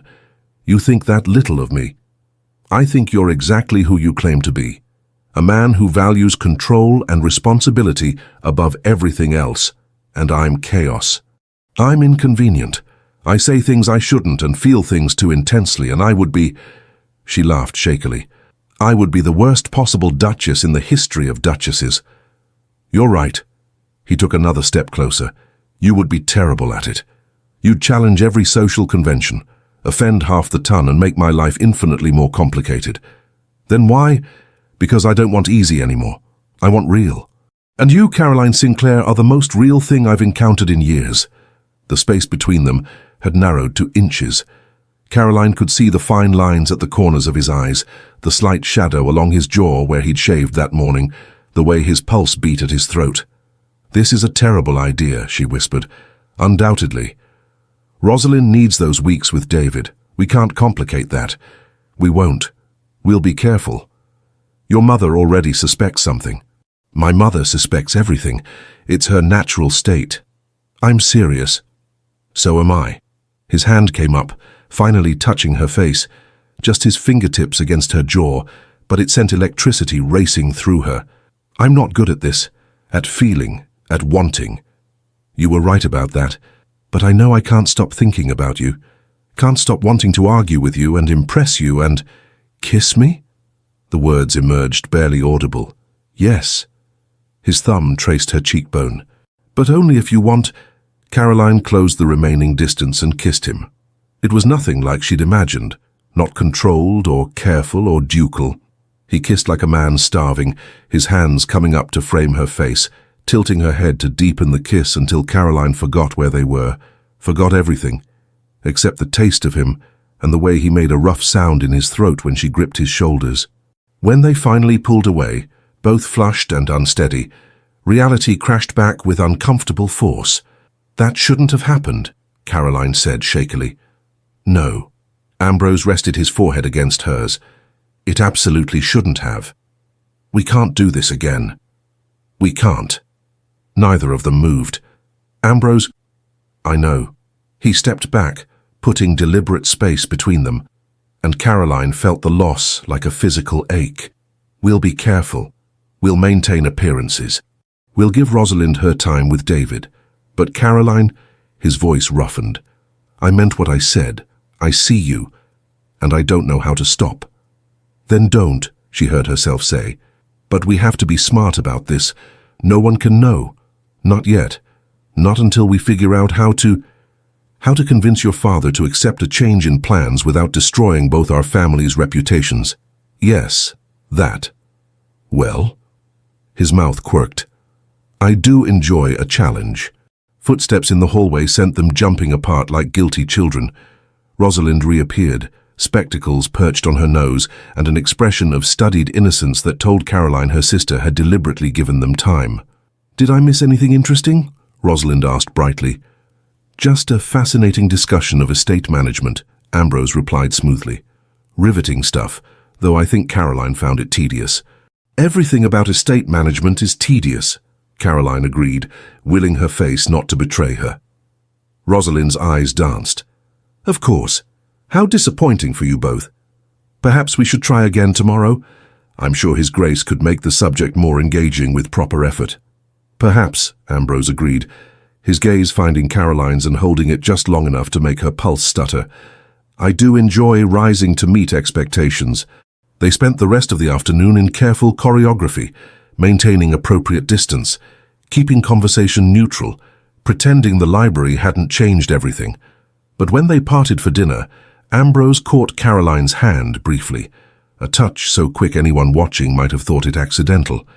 But it wasn't, and they both knew it. The next 3 days felt like walking a tightrope. By day they maintained the fiction, Ambrose courting Rosalind, Caroline playing chaperone manufactured separations that left Caroline alone with the Duke while Rosalind met with David. By night, Caroline lay awake replaying conversations, analyzing looks, trying to determine if what was building between them was real or simply proximity and forbidden attraction. Thursday arrived with perfect weather for a garden party. Rosalind had received a formal invitation from David's cousin, Mrs. Helena Brennan, a widow with a comfortable estate and apparently more progressive views about love matches than most of society. "She knows about David and me," Rosalind explained, as they prepared to depart. "She's been helping us. The invitation includes both of us, plus His Grace if he wishes to attend." "Does he know this is really about you seeing David?" "I told him this morning. He said it would be inappropriate for me to attend unchaperoned, so he'll come." Rosalind caught Caroline's eye in the mirror. "And if you two happen to have a few moments alone while David and I are otherwise occupied, well, accidents happen at garden parties." "Rosie, I want this for you, Caro, both of you. Promise me you'll stop fighting it long enough to see where it leads." So Caroline promised and tried not to think about all the ways this could end in disaster. The Brennan estate was smaller than Ridgemore but charming. A Tudor manor with extensive gardens, currently filled with perhaps 24 guests. Helena Brennan proved to be a handsome woman in her 40s with sharp eyes and a warm smile. "Miss Sinclair, Miss Caroline, Your Grace, what an honor. Please enjoy the grounds. We're quite informal today." Her gaze lingered meaningfully on Rosalind. "My cousin David is somewhere near the Roses, I believe. He's been hoping to discuss horticulture with anyone interested." Subtle as a brick, but effective. Rosalind flushed and excused herself to explore the mentioned roses. Ambrose watched her go with an expression Caroline couldn't quite read. "She'll be careful," Caroline murmured. "I know. Helena's garden has several secluded corners, very convenient for private conversations about Horticulture. He offered his arm. Shall we appear to chaperone while actually doing nothing of the sort? They drifted through the party, exchanging pleasantries with other guests, but gravitating steadily away from the main gathering. Caroline was acutely aware of Ambrose beside her, the warmth of his arm under her hand, the way he subtly steered them toward quieter areas, the occasional glance that made her breath catch. They ended up in a walled garden, overgrown with climbing roses and largely forgotten by the main party. Ambrose led her to a bench shaded by an arbor, and for a moment they simply sat, listening to distant conversation and birdsong. I spoke with my mother this morning, Ambrose said finally. She's pressing for an announcement. Thinks we've waited long enough. Caroline's stomach dropped. What did you tell her? That Miss Rosalind deserves the full 2 months we promised. That rushing would be disrespectful. He paused. She asked if I was developing cold feet. Are you? About marrying your sister? Yes. About wanting something real instead of convenient? Also yes, but in a different way. He turned to face her. Caroline, I need to know. Is this just rebellion for you? A way to defy expectations? Or is it something more? The directness of the question left her momentarily speechless. I don't know, she admitted finally. I know I think about you constantly. I know when I'm alone with you, everything else disappears. I know you frustrate me and challenge me and make me want to be, she struggled for words, braver. But whether that's love, or just attraction, or just the thrill of doing something forbidden, then we figure it out, together. His hand found hers, their fingers lacing. I'm not good at this, Caroline, at vulnerability, at risking, but I'm willing to try if you are. And if my father refuses, if he demands you marry Rosalind as planned, then I tell him no. He said it simply, as if refusing a marquess was no more complicated than declining tea. I told you I don't want easy anymore. I want real. And if that means fighting your father, society, and half the ton, then that's what I'll do. You'd really? He kissed her. Slower this time, deliberate, a promise instead of desperation. When they broke apart, Caroline found herself half in his lap, his arms solid around her, her hands tangled in his hair. We should stop, she managed. We should, he agreed, making no move to release her. Someone could see, Helena's guests are occupied. Rosalind is with David. No one's looking for us. Your mother is at Ridgemore, thankfully oblivious to her son's catastrophic decision-making. He pulled back just enough to meet her eyes. Stay, just for a few more minutes. Let me pretend this is simple. So Caroline stayed, curled against him in the dappled shade, and let herself imagine a future where this wasn't complicated or forbidden or impossible. They eventually returned to the party, carefully timed to arrive from different directions. Rosalind appeared shortly after, her face glowing in a way that had nothing to do with sunshine. David Brennan was nowhere visible, but Caroline caught him watching from across the garden, a man in his early 30s with kind eyes and an expression of such profound longing it hurt to witness. This was what her sister was giving up, this obvious, uncomplicated love. And for what? The possibility that Caroline and Ambrose might convince their families to accept a change in plans that would seem capricious at best, scandalous at worst. On the carriage ride back to Ridgemore, Rosalind sat between them, practically vibrating with suppressed emotion. The moment they were private enough, she turned to Ambrose. Thank you, Your Grace, for allowing me this afternoon. You've been kinder than I had any right to expect. I've been practical, he corrected gently. And honestly, Miss Rosalind, I think we need to discuss our situation frankly, all three of us. Rosalind tensed. Caroline's hand found hers. I know you're in love with David Brennan, Ambrose continued, and I know your father will never approve the match. I also know, he glanced at Caroline, that my feelings have become complicated. You care about my sister, Rosalind said. It wasn't a question. Yes. Which puts us in a rather delicate position. He leaned forward, elbows on knees. Your father expects me to marry you. My mother expects the same. Society certainly expects it. But none of us want this arrangement to continue as planned. So what do we do? Caroline asked. We make them believe it's their idea. Or failing that, we make refusal impossible without catastrophic scandal. He looked between them. I can declare my preference for Caroline. Make it public, make it real. That would force your father's hand. Refusing a duke who's explicitly chosen his daughter would be humiliating. But it would also mean dragging both your reputations through society gossip. And if we don't, Rosalind asked quietly, then I marry you. You spend your life miserable, and David spends his waiting for something that will never come. His voice softened, and Caroline spends hers watching it happen, hating me for choosing duty over her. The truth of it hung in the carriage like smoke. There's another option, Rosalind said slowly. I could misbehave, create enough scandal that you'd be forced to withdraw. Then you could honorably pursue Caroline instead, and I'd be considered too damaged for proper marriage, which would force father to accept David. Absolutely not, Ambrose and Caroline said simultaneously. You'd be ruined, Caroline continued. No one would. I don't care about society. I care about David. And you. And none of us being trapped in lives we don't want. There has to be another way, Ambrose said firmly. One that doesn't require you destroying yourself. They spent the rest of the journey debating possibilities, but each option seemed to require sacrificing someone's reputation, happiness, or both. By the time they reached Ridgemore, Caroline felt exhausted and no closer to a solution.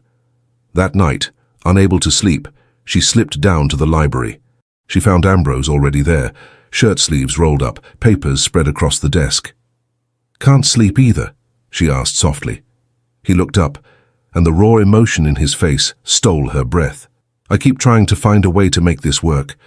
Some legal loophole, some social precedent, but Caroline, I don't know how to have you without destroying your sister's chances. Then maybe we can't have each other. The words tasted like ash. Don't. He was around the desk in seconds, pulling her close. Don't give up yet. We still have time. 6 weeks before the announcement deadline, we'll find a way. And if we don't, then I'll make a choice, and it won't be duty. He cupped her face, forcing her to meet his eyes. Do you understand?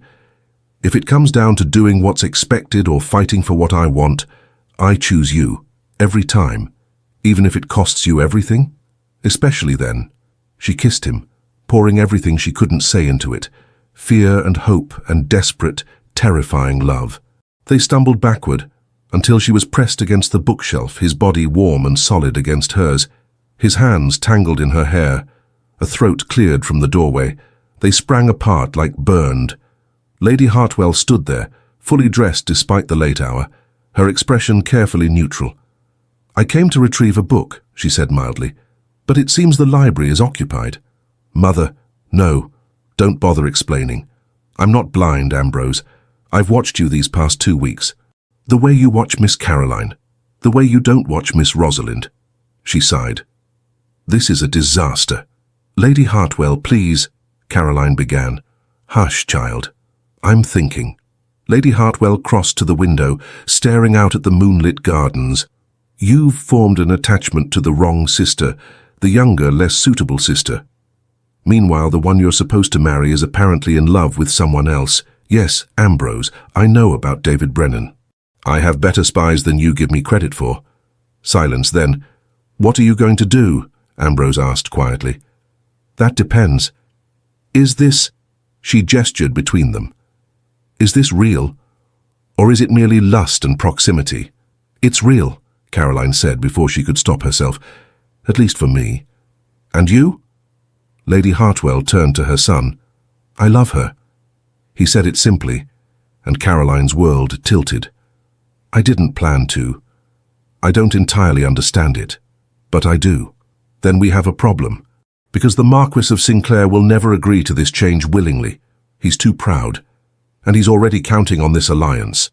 She tapped her fingers against the windowsill. But he might be convinced if Miss Rosalind were to develop a sudden, passionate attachment elsewhere, and if you were to heroically step aside to allow true love to flourish, then honorably turning your attentions to her younger sister would seem almost romantic. You'd help us? Caroline couldn't hide her shock. I want my son happy. I always have. I pushed this match because I thought it was what he needed. Security, stability, a proper duchess. But I've watched him these weeks, and I've seen him come alive in ways he hasn't since he was a boy." Her voice softened. "So yes, Miss Caroline, I'll help you. But you must understand, this will require perfect timing, absolute discretion, and a touch of social theatre that would make Shakespeare proud." "What do you have in mind?" Ambrose asked. Lady Hartwell smiled, sharp and calculating. "A scandal, but a carefully managed one. We'll need Miss Rosalind's cooperation, of course, and young Mr. Brennan's. But if we orchestrate this correctly, your father will have no choice but to accept the situation as the least damaging option available." She outlined her plan quickly. A house party at Ridgemore in 3 weeks. Carefully selected guests, strategic timing. Rosalind and David would be discovered in a compromising position, nothing actually improper, but enough to force engagement. Ambrose would gallantly release Rosalind from their understanding to protect her happiness. And then, after a suitable interval, he would begin openly courting Caroline. "The ton will gossip, of course," Lady Hartwell said, "but it will be romantic gossip. The Duke who sacrificed his own engagement for true love then found it himself with the spirited younger sister. Society eats that sort of thing up." "It's risky," Ambrose said. "If anything goes wrong, everything worth having is risky. Do you want her or not?" "Yes." "Then we proceed. But in the meantime," she fixed them both with a stern look, "no more midnight library assignations. No more disappearing during outings. We cannot afford even a whisper of scandal before we're ready to manage it." "Understood." They nodded. "Good. Now both of you to bed, separately. We have 3 weeks to prepare, and I need you both clear-headed." After she swept out, Caroline and Ambrose stood frozen, processing what had just happened. "Your mother is terrifying," Caroline said finally. "She really is." He pulled her close for one last brief kiss. "But she's on our side. That's worth more than you know." 3 weeks. 3 weeks. Then we start fighting for real." Caroline climbed back to her room in a daze, slipping into bed beside a sleeping Rosalind who stirred slightly. "Caro? I'm here. Go back to sleep." "Did something happen?" "Yes, something good. I'll tell you tomorrow." But as she lay in the darkness, Caroline couldn't shake a creeping sense of dread.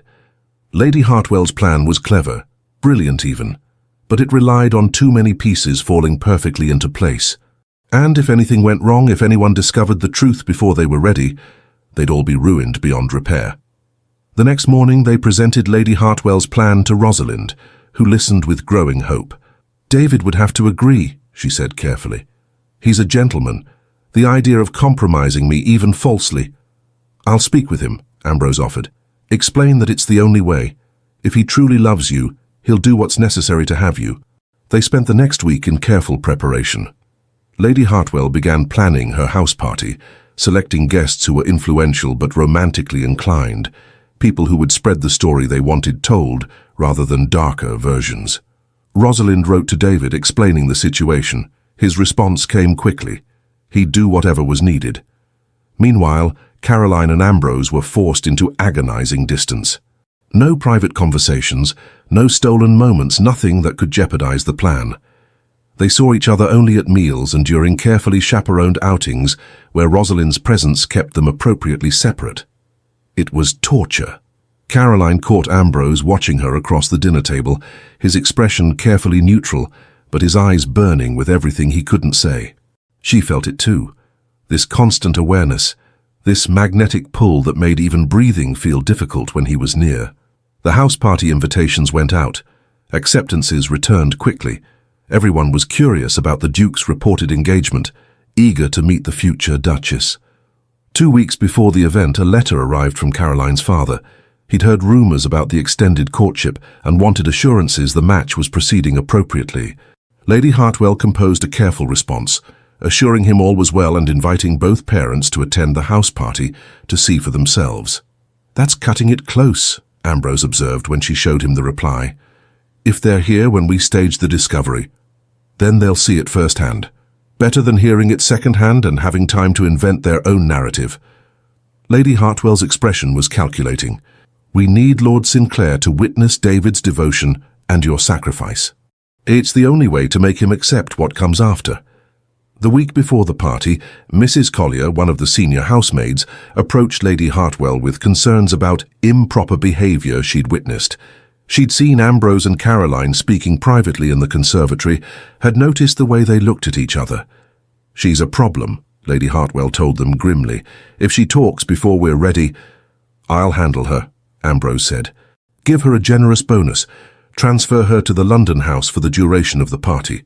We need her gone but not angry enough to spread rumours." It worked. Mrs. Collier departed the following day, slightly confused but much wealthier. Finally, guests began arriving. The Sinclairs came first, Caroline's parents in a travelling coach, her father already looking stern with anticipated disappointment, her mother nervous and effusive. "Papa," Caroline greeted, accepting his brief embrace. "Mama, thank you for coming." "The Duke's invitation was most gracious," her mother said, glancing around the entrance hall with wide eyes. "Such a beautiful home. You must be very proud, Rosalind, dear." Rosalind smiled weakly. "It's quite lovely." Lord Sinclair turned to Ambrose, who'd come to greet them personally. "Your Grace, I trust my daughter has been behaving appropriately." "Miss Rosalind has been an exemplary guest, as has Miss Caroline." Ambrose's tone was perfectly polite, giving nothing away. Other guests filtered in throughout the day. The Blackwoods, including Thomas, Helena Brennan, and her cousin David, introduced as her estate manager, several other families of appropriate rank and disposition. By dinner, the house was full of conversation and speculation. Caroline barely tasted her food. She was too aware of David seated near Rosalind, maintaining careful distance, but unable to hide the way his eyes followed her. Too aware of Ambrose at the head of the table, playing the perfect host while their parents watched approvingly, too aware that tomorrow night everything would either fall into place or collapse spectacularly. After dinner, Lady Hartwell organized the guests in the drawing room for cards and music. Caroline found herself cornered by her mother. "You seem distracted, dear. Is everything all right?" "Just tired, Mama. It's been a busy few weeks." "Rosalind seems happy enough, though I confess I don't see much obvious affection between her and the Duke. Is that normal?" Caroline's heart stuttered. "They're still getting acquainted. These things take time." Her mother's gaze drifted to where Ambrose stood, speaking with Thomas Blackwood. "And you, dear? Any interesting prospects? That Blackwood boy seems quite taken." "Thomas is pleasant. But no, Mama, no prospects." "Such a shame." "You're clever, Caroline, but cleverness doesn't keep a woman warm at night. You should think about settling before you become too particular." Before Caroline could formulate a response that wouldn't sound desperately defensive, Ambrose materialized at her elbow. "Lady Sinclair, I hope you don't mind if I steal your daughter briefly. There's a painting in the gallery I think she'd appreciate, and I promised to show it to her earlier." It was a transparent excuse, but her mother simply nodded, already distracted by conversation elsewhere. They walked toward the gallery in charged silence. The moment they were alone, Ambrose pulled her into an alcove. "Tomorrow night," he said quietly. "Are you ready?" "No." "Yes. I don't know." Caroline gripped his arms. "What if something goes wrong? What if my father refuses to accept it? What if—" "Then we fight anyway." He kissed her forehead. "I meant what I said, Caroline. I choose you. Whatever happens tomorrow, whatever your father says or society thinks, I choose you, even if it means losing everything." "You are everything." He pulled back, his eyes fierce. "Now go back, we can't risk more time alone. Not tonight." She nodded, steadying herself. "Tomorrow. One more day of pretending, and then they'd know if freedom was possible, or if they'd all be destroyed trying." The next evening proceeded according to plan. Dinner was elaborate, multiple courses, excellent wine, conversation that flowed easily. After the meal, Lady Hartwell suggested a tour of the grounds to view the gardens by moonlight. Most guests agreed enthusiastically. They wandered out in small groups. Helena Brennan, playing her part perfectly, complained of a headache and asked David to escort her back to the house. He did, looking appropriately solicitous. 5 minutes later, Rosalind mentioned she'd forgotten her shawl and needed to retrieve it. She slipped away before anyone could offer to accompany her. Lady Hartwell gave them precisely 15 minutes. Then she suggested the men might enjoy billiards, while the ladies toured the conservatory. Lord Sinclair agreed readily, and the party split. They were halfway to the billiards room when Lady Hartwell stopped abruptly. I believe I left my fan in the library. Ambrose, would you retrieve it? Of course, Mother. I'll join you, Lord Sinclair offered. I've been meaning to see your collection. Perfect. Exactly as planned. They walked together toward the library, which required passing through the conservatory, where Rosalind and David stood in an embrace that was intimate but carefully staged for maximum appearance of passion. Lord Sinclair stopped dead. What in God's name? Rosalind and David sprang apart. She'd clearly been crying, real tears that needed no fakery. David looked devastated and defiant in equal measure. Father, Rosalind's voice broke. You! Lord Sinclair turned on David, fury distorting his features. How dare you lay hands on my daughter? Your Grace, I demand this man be removed from your property immediately. Lord Sinclair, Ambrose interjected, his voice calm but carrying authority. Perhaps we should discuss this privately. Making a scene will only ensure the entire party knows within the hour. They should know this man has compromised my daughter. With respect, my lord, your daughter is also a person capable of making choices. Perhaps we should hear what she has to say before deciding anything. They adjourned to the library. Lady Hartwell joined them along with Caroline, who'd been conveniently nearby. The six of them faced off, Lord and Lady Sinclair, Ambrose and his mother, Rosalind and David, with Caroline positioned slightly to the side. Explain yourself, Lord Sinclair demanded, though it was unclear whether he was addressing Rosalind or David. Rosalind lifted her chin. That gesture Caroline knew meant her sister had found her courage. I love David. I have for 3 years, and I will not marry his Grace when my heart belongs elsewhere. You will do as you're told. No. The word came out strong, clear. I've done everything you've ever asked.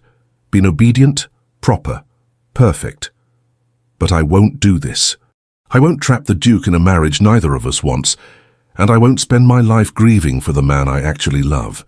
Miss Rosalind, Ambrose said quietly, and everyone turned to him. I believe we need to speak candidly. This engagement was arranged by our families, but you and I have spent these weeks getting to know one another, and I think we both recognize that while we have mutual respect, we lack the foundation for a successful marriage. Lord Sinclair's face purpled. You're refusing my daughter. I'm acknowledging that she and I would both be miserable in a union forced by expectation rather than genuine feeling. I've seen her with Mr. Brennan. I've seen the way she lights up around him. And I think... He glanced at Lady Hartwell, who nodded slightly. I think she deserves that happiness, as do I. This is unacceptable. The arrangement was made, and it can be unmade. Lady Hartwell's voice cut through like steel. Lord Sinclair, be reasonable. Would you rather have a miserable daughter married to a duke, or a happy daughter married to a respectable man who adores her? Because those are your options. If you force this match, I guarantee both Rosalind and my son will be wretchedly unhappy. Is that really what you want for your child? Lord Sinclair looked between them, rage and calculation warring on his face. And the scandal? When society learns the engagement was dissolved, it was never officially announced, Ambrose pointed out. We have that much in our favor. And if the story is presented correctly as a young woman following her heart with the Duke's blessing, it becomes romantic rather than scandalous. The Duke's blessing. Lord Sinclair's tone was venomous. How remarkably convenient for everyone, except you've now publicly refused my daughter, which makes her appear unwanted. Then allow me to want her. David stepped forward, and Caroline saw his hands shaking but his voice steady. I know I'm not titled. I'm not wealthy. I can't offer her a manor or a fortune or social prominence, but I can offer her a life built on actual love, a home where she's valued for herself, not her family connections. And if you'll allow me that honor, Lord Sinclair, I swear I will spend every day ensuring she never regrets choosing me over a duke. The silence stretched agonizingly. Lady Sinclair touched her husband's arm. George, look at her. Rosalind was crying openly now, her hand clasped in David's. She looked terrified and hopeful, and more alive than Caroline had seen her in years. Please, Papa, Rosalind whispered, let me be happy. Just this once, let me choose my own happiness. Lord Sinclair deflated slightly. This is a disaster. The expectations, the agreements, can all be managed, Lady Hartwell assured him. I'll ensure the story is told correctly. By the time London hears about this, it will be a romantic tale of true love triumphant, with my son as the noble duke who stepped aside.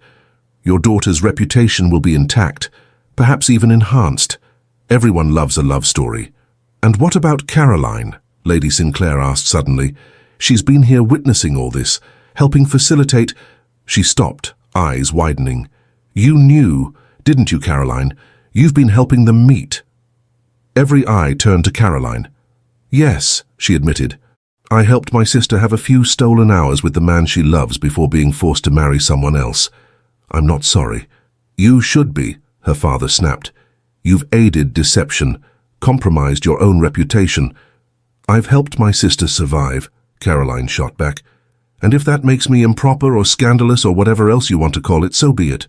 At least I can look myself in the mirror. Caroline, Ambrose's warning came too late. No, I'm done pretending. Done watching everyone I love be miserable, because society demands it. If you want to disown me for that, father, then do it. But don't you dare blame Rosalind for having the courage to choose happiness over duty. Lord Sinclair looked ready to explode. But before he could speak, Ambrose stepped forward. Actually, my lord, there's something else we need to discuss. About Caroline. Caroline's heart stopped. What about her? Lord Sinclair demanded. I'd like your permission to court her. Properly, publicly, with the intention of marriage. The room erupted. Absolutely not, Lord Sinclair roared. You just rejected my elder daughter for being inconvenient, and now you think I'll hand over the younger? You must think me a fool. I think you want both your daughters happy, and I think, if you're honest, you'll admit Caroline deserves the choice Rosalind is getting. She deserves nothing. She's been complicit in this deception from the start. She's been loyal to her sister, something I find admirable rather than condemnable. Ambrose's voice never rose, but it carried absolute authority. Lord Sinclair, I'm not asking your permission as a courtesy I can discard. I'm asking because I respect Caroline too much to court her against her family's wishes. But make no mistake, I will court her. The only question is whether I do so with your blessing or without it. This is insanity. Lord Sinclair turned to his wife. You see what your daughters have done. They've made a mockery of what, George? Lady Sinclair's voice was quiet but firm. Of your plans? Your social ambitions? Look at them, really look. Rosalind loves that man, and he clearly worships her. And his grace. She glanced at Ambrose, then at Caroline. His grace is looking at our younger daughter the way every woman hopes to be looked at. Is that really so terrible? She's unsuitable, she's argumentative and improper, and she's perfect. Ambrose said it simply. For me. I don't need another perfectly behaved society lady. I need someone who challenges me, argues with me, makes me think and feel things I've spent my whole life avoiding. I need Caroline. And if you can't see that she's extraordinary, then respectfully, my lord, that's your failure, not hers. Caroline couldn't breathe. Ambrose was staring down her father, risking everything, fighting for her in front of both their families. Lord Sinclair's jaw worked silently. Finally, this is a catastrophe. Or, Lady Hartwell suggested, it's an opportunity. 2 daughters, 2 love matches. Rosalind marries for love with ducal approval, making her seem romantic rather than rebellious. Caroline marries a duke, which satisfies your social ambitions. Everyone ends up happy. Except I look like a fool who can't control his own children. You look like a father who loves his daughters enough to let them choose their own paths. That's not weakness, George. That's wisdom. The argument continued another 20 minutes, Lord Sinclair raising objections, Lady Hartwell and Ambrose countering them, Rosalind and Caroline standing frozen while their futures hung in balance. Finally, exhausted and outnumbered, Lord Sinclair turned to Caroline. Do you want this? He asked. Truly? Or are you simply being defiant? Caroline met his eyes. I love him, Papa. I didn't plan to. I fought against it. But I do. And I hope, he loves me too. I do, Ambrose confirmed quietly. More than I thought myself capable of feeling. Lord Sinclair closed his eyes. God help me. I'm agreeing to this insanity. But there will be conditions. A formal courtship of at least 3 months. Public and proper. If at any point either of you changes your mind, The arrangement ends with no recriminations. And Caroline. He fixed her with a stern look. If you marry him, you will conduct yourself as a duchess should. No more of this spirited impropriety. I make no promises about propriety, Caroline said honestly, but I promise to try to be the wife he deserves, even if she's not the wife society expects. That's all I can reasonably ask for, I suppose. He sighed heavily. Very well. You have my permission. God help us all. The rest of the house party passed in a blur of careful announcements and managed reactions. Lady Hartwell handled the guests with masterful precision, framing the situation exactly as she'd promised. Rosalind and David's love had become undeniable. The Duke had gallantly stepped aside, and his subsequent attachment to Caroline was a fortunate development that left everyone satisfied. The guests ate it up. By the time they departed, they were already composing the letters they'd send to London, the stories they'd tell at their own dinner parties. Within a week, the Ton would know. The Duke of Ridgemore had sacrificed his own engagement for true love, then found it himself with the spirited Miss Caroline Sinclair. Romantic, dramatic, exactly the narrative they needed. But the real moment came the morning after, when most guests had departed. Caroline walked in the gardens trying to process everything that had happened when Ambrose found her by the lake. "How are you?" he asked quietly. Terrified, relieved, still not entirely convinced this is real. "It's real." He took her hand, lacing their fingers together, though I'm not sure I handled that as well as I should have, publicly declaring my intentions without asking you first. "You asked last night if I wanted this. I said yes. You said you loved me. That's not quite the same as agreeing to marry me, isn't it?" Caroline turned to face him fully. "Ambrose, I meant what I said. I love you. I want this. Want you. Even if it means becoming a duchess, which still terrifies me, honestly." "You'll be terrible at it," he said, but he was smiling. "You'll offend people and ignore protocol and drive my mother to distraction." "Probably. And I'll love every minute of it." He pulled her closer, his forehead resting against hers. 3 months, your father demanded. 3 months of proper courtship before I can actually propose. Do you have any idea how long that's going to feel? An eternity, at least. He kissed her softly. But we'll do it properly. No more stolen moments, no more secret meetings. I want everyone to know exactly how I feel about you. Even when I'm argumentative, especially then. They stood together in the morning sunlight, and for the first time since this entire situation began, Caroline felt something like peace. Not because everything was solved. There would still be society to navigate, expectations to manage, a wedding to plan that would undoubtedly be complicated and overwhelming. But because for the first time in her life, she'd chosen something for herself, and the man she'd chosen was choosing her back. The next 3 months unfolded with surprising smoothness. Ambrose called on Caroline at the Sinclair estate in London with meticulous regularity, always properly chaperoned, always appropriate, but with an undercurrent of barely contained wanting that made every innocent touch feel charged. He courted her publicly, taking her to the theatre, escorting her to balls, making it abundantly clear to all of society that Miss Caroline Sinclair was under his protection and interest. The Ton watched with fascination, some disapproving of the younger sister stealing the Duke, others finding the whole situation deliciously romantic. Caroline endured etiquette lessons from Lady Hartwell, who was surprisingly patient about teaching her the intricacies of managing a ducal household. "You won't be like other duchesses," Lady Hartwell told her frankly. "You'll do things your own way, but you need to understand the rules before you can break them strategically." Meanwhile, Rosalind and David married quietly in a small ceremony. Lord Sinclair attended, but looked pained throughout, still adjusting to his elder daughter marrying beneath her station. But watching Rosalind glow with happiness seemed to soften him slightly. "At least one of my daughters followed her heart to a reasonable conclusion," he muttered to Caroline after the ceremony. "And the other is marrying a duke," Caroline pointed out. "Surely that's acceptable, if you can manage not to embarrass us all, perhaps." It wasn't quite approval, but it was close enough. 3 months to the day after Lord Sinclair had grudgingly given his permission, Ambrose proposed formally. He did it at Ridgemore in the library where they'd first kissed, with a ring that had belonged to his grandmother. "I love you," he said simply. kneeling before her with none of his usual composure. "You've made me feel things I never thought I'd feel, want things I never thought I'd want. You've remade my entire understanding of what a life could be. So please, Caroline, will you marry me?" She pulled him to his feet and kissed him instead of answering with words. When they finally broke apart, both breathless and grinning, he raised an eyebrow. "Is that a yes?" "That's an enthusiastic yes, though I should warn you, I'm going to be a terrible duchess." "I'm counting on it." They were married in early autumn at the village church near Ridgemore. It was smaller than a ducal wedding should have been. Caroline had insisted on intimacy over spectacle, but it was perfect. Rosalind served as matron of honor, radiant and pregnant with her first child.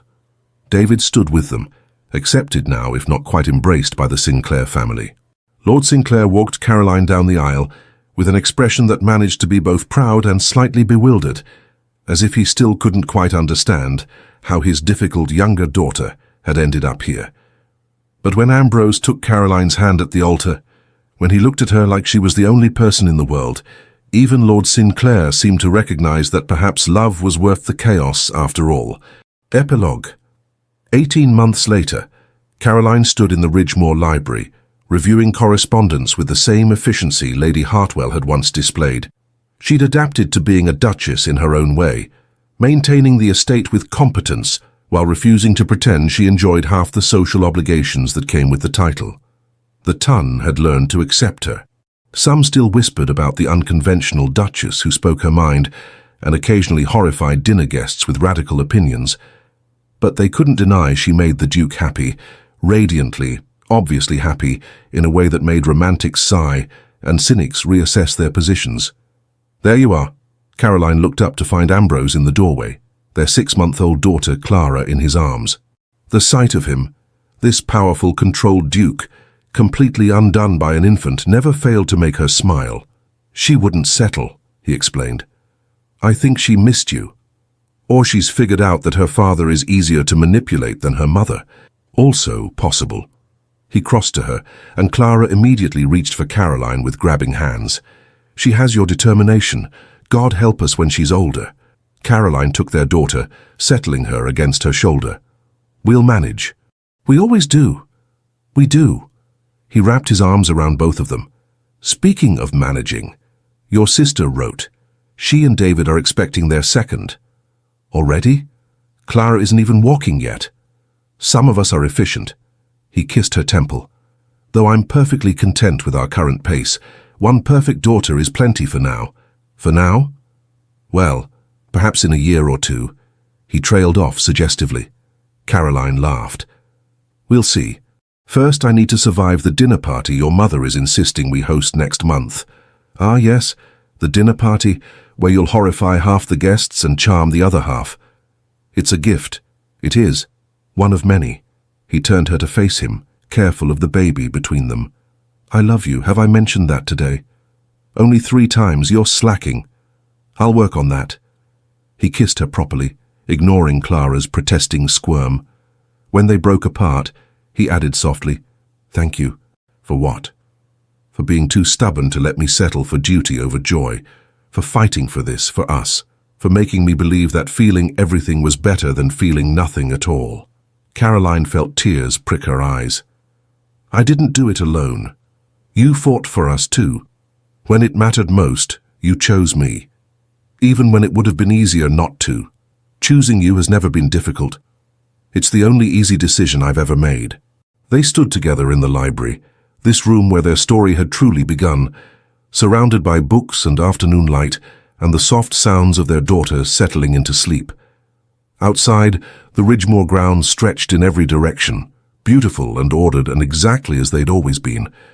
But inside, everything had changed, because Caroline had dared to say what no one else would, had challenged a duke who needed challenging, loved a man who needed loving, and built a life that proved duty and desire didn't have to be enemies. They could be partners. They could be everything. And as Ambrose held her and Clara both, Caroline thought, this was worth it. Every risk, every fight, every terrifying moment of uncertainty. This, right here, was worth everything. Thank you for staying with Caroline and Ambrose until the very end. If their story reminded you that love requires courage, that speaking truth can change everything, and that the best futures are built on choosing each other every day, I'd love to hear your thoughts in the comments. Like this video if you believe in fighting for what matters, subscribe for more stories of defiance and devotion, and hit the bell so you never miss when love wins against all odds.